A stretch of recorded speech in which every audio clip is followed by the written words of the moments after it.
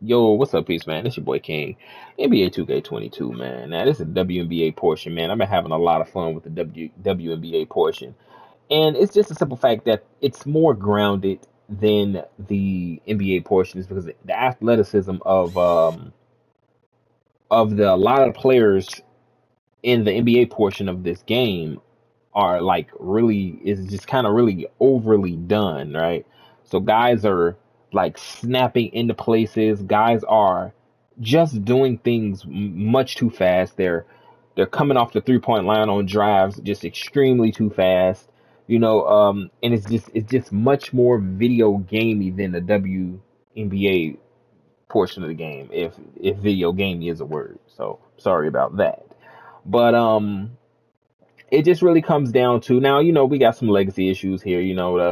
The damn AI doesn't know how to protect the ball correctly, so they use animations and they use ball not necessarily warping, but more so of force fields around the ball to push players out of the way. It is what it is. That's there. Obviously, if it's there, they just haven't figured out a way to get it right. But some things that they use to keep the CPU in the game is things like this. Now, how the hell am I supposed to keep up with something like this? Now I've mentioned this years ago, right? About the lead pass. This is a lead pass that the CPU threw.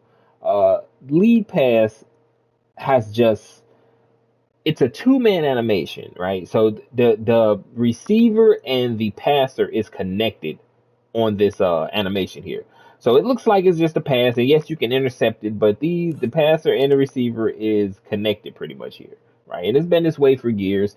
This is the reason why, with the lead pass, if someone was standing in her way, she would actually just slide them out of the way, or the animation would be canceled and the ball would go out of bounds. They've gotten a lot better with that these days, with canceling the animation and having the ball sail out of bounds. But man, back in the day, that used to be really, really bad. Like, and we talk NBA 2K7, 2K8.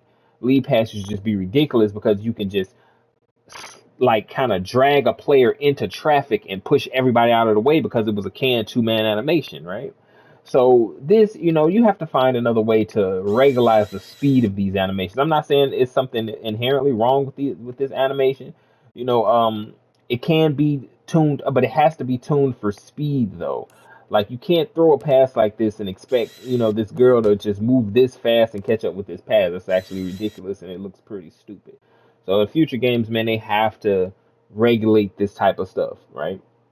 And they because that's really what I want to talk about. I got some other stuff coming down the pipeline, man.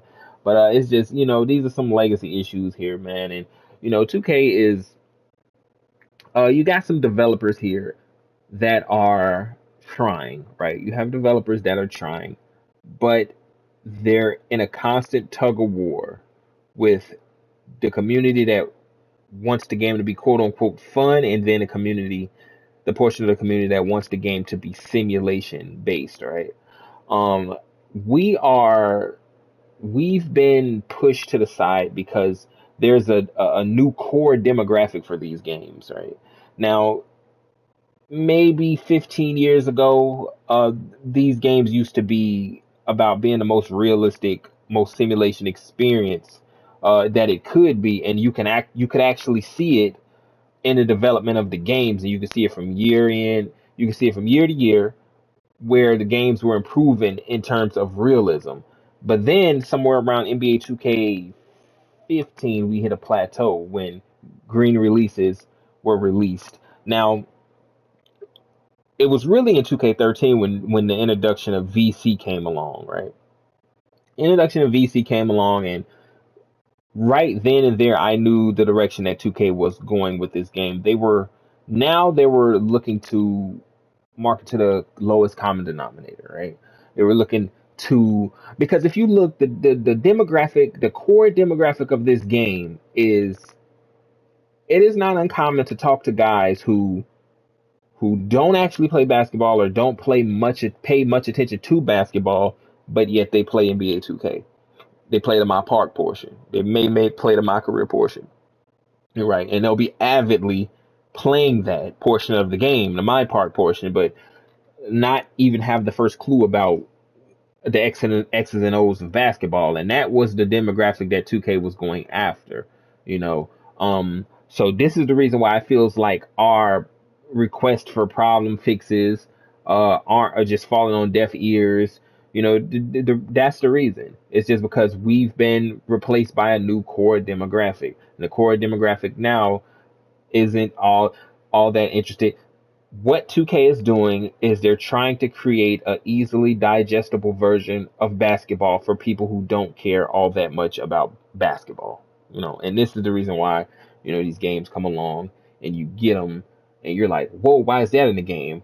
Whoa, why did they just tune the help defense? Because when this game came out at launch, the help defense on the pick and roll, the help defense in general was really good when it came out. There were some problems with it still, but it was the best that it had ever been in any 2K game. The help defensive rotations, it was the best by far than it had been in any 2K game prior to NBA 2K22.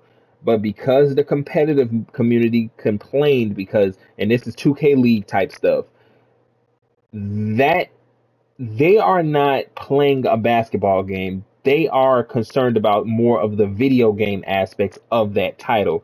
So what was happening? Sometimes a guy had to step out of the corner to help on a corner, excuse me, to help on that pick and roll. Competitive community didn't want that, but that's a real life thing. Sometimes you're just gonna have to bump down in order to stop a more easily attainable basket at the rim, right? The competitive community did not want that. I'm sorry, I just cannot talk today for whatever reason. But the competitive community did not want that. And that's why that got patched. And then Lazar got on stream and then basically said he tuned it for the competitive crowd, a crowd that is playing a video game and not all that interested in playing basketball.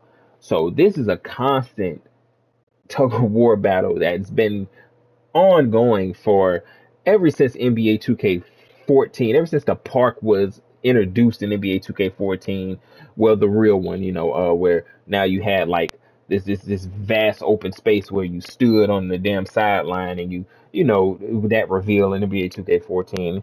It was a whole thing, but that's why we're having problems with this game.